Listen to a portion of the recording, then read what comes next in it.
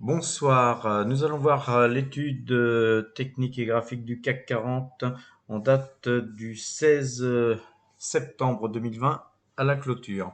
Donc aujourd'hui le CAC 40 nous a fait une belle petite bougie au-dessus de la clôture d'hier. Donc cette fois-ci on a deux bougies en fait haussières. Quand on regarde le directional index mouvement, on a failli croiser, mais nous n'avons pas croisé. On s'est arrêté à 29,30 par là, au plus bas. En fait, le plus bas, c'était 29,56. En fait, on croisait à 27. Donc, on a été très proche de croiser, mais ça n'a pas été le cas.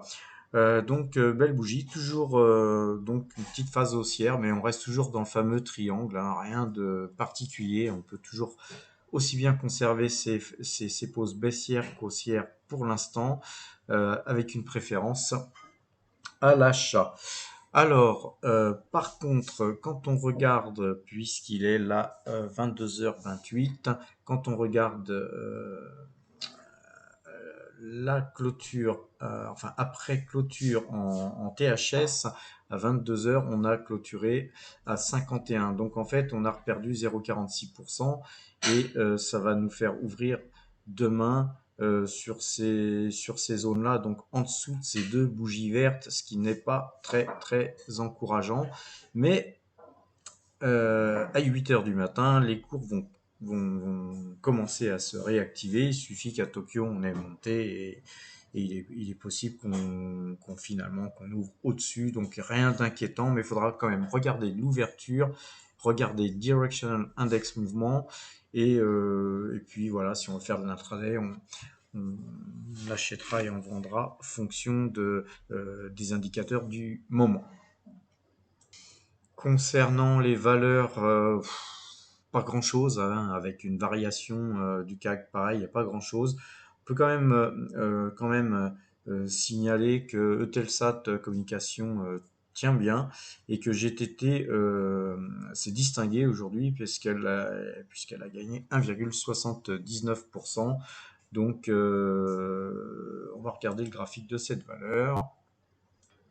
Donc le graphique nous dit que en fait directional index mouvement lui en fait il a donné un magnifique signal d'achat par ici d'ailleurs. Donc on était acheteur sur directional index mouvement ici alors que en fait le directional index mouvement est resté toujours à l'achat. Il a failli croiser mais jamais croisé. Et en gros, quand on regarde la moyenne de 12, elle a ici flanché, mais tout de suite, elle vous a redonné un signal d'achat. Elle a ici eu un signal de vente où on a pu racheter quasiment au même point, voire légèrement plus bas. Et puis, on s'aperçoit que, en regardant, que en fait le parabolique SAR lui aussi est acheteur depuis ici. Donc on n'a pas encore cassé ce point haut, mais je pense que ça ne saurait tarder.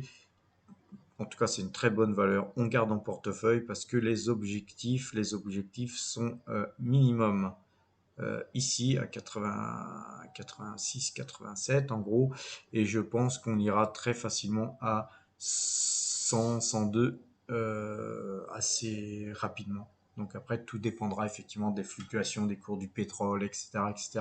Mais c'est une valeur niche qui est aussi fonction, elle évolue aussi fonction des contrats qu'elle engrange.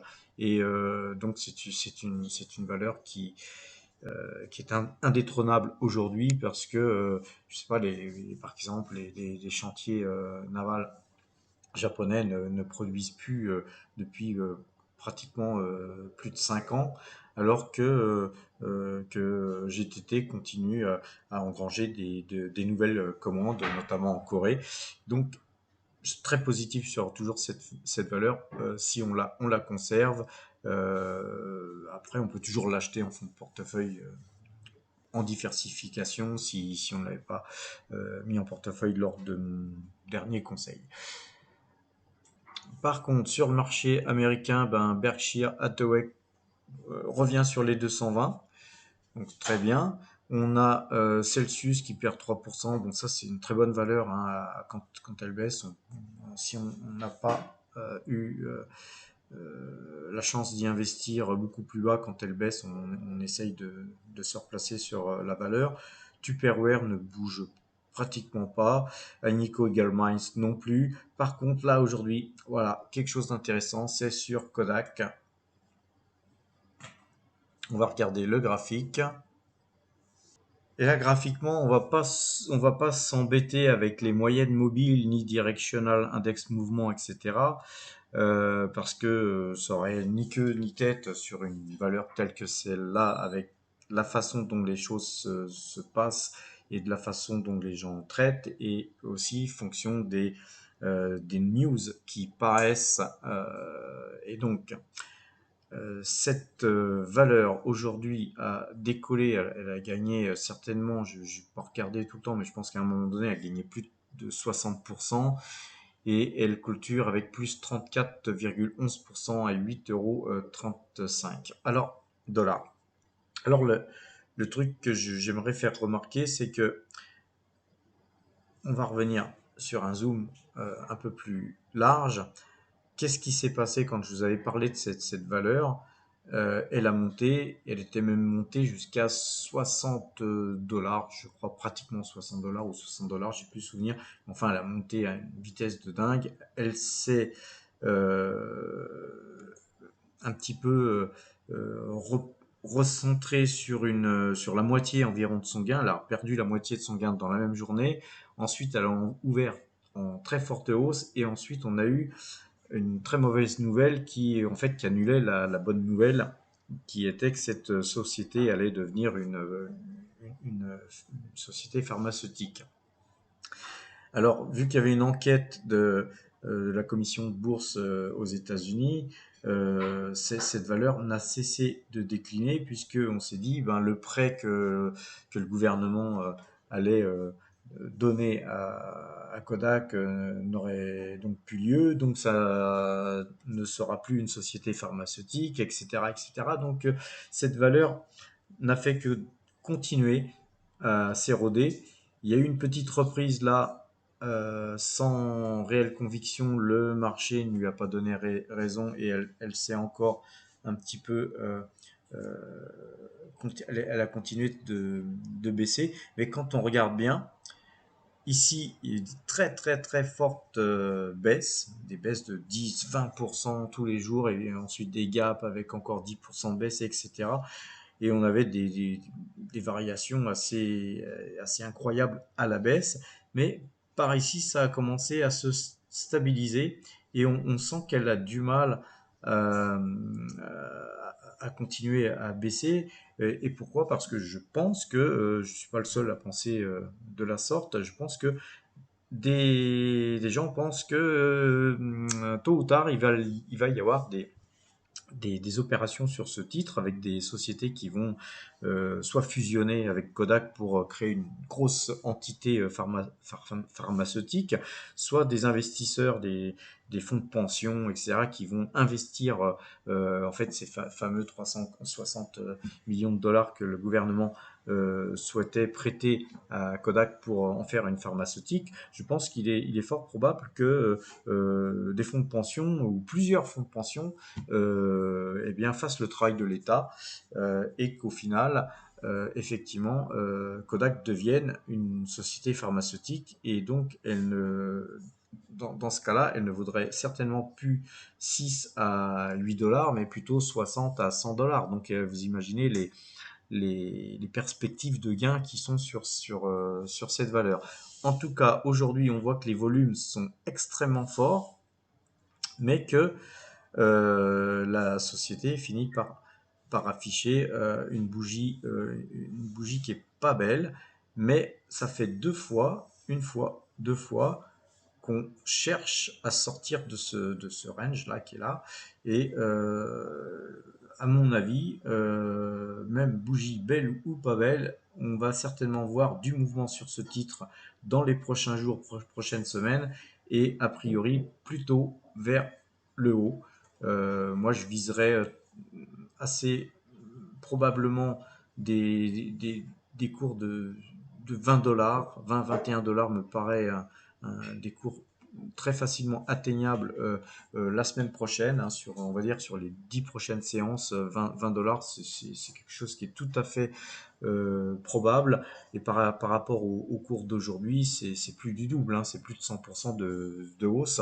Donc pour les gens qui souhaitent prendre des risques, eh bien, c'est la valeur du moment. Voilà, je pense vous avoir dit à peu près tout ce que j'avais à dire. Si, je vais peut-être revenir sur Eritech Pharma. Je vous avais parlé d'Eritech hier. Vous avez conseillé aussi à l'achat cette valeur. On va regarder encore le graphique de cette valeur.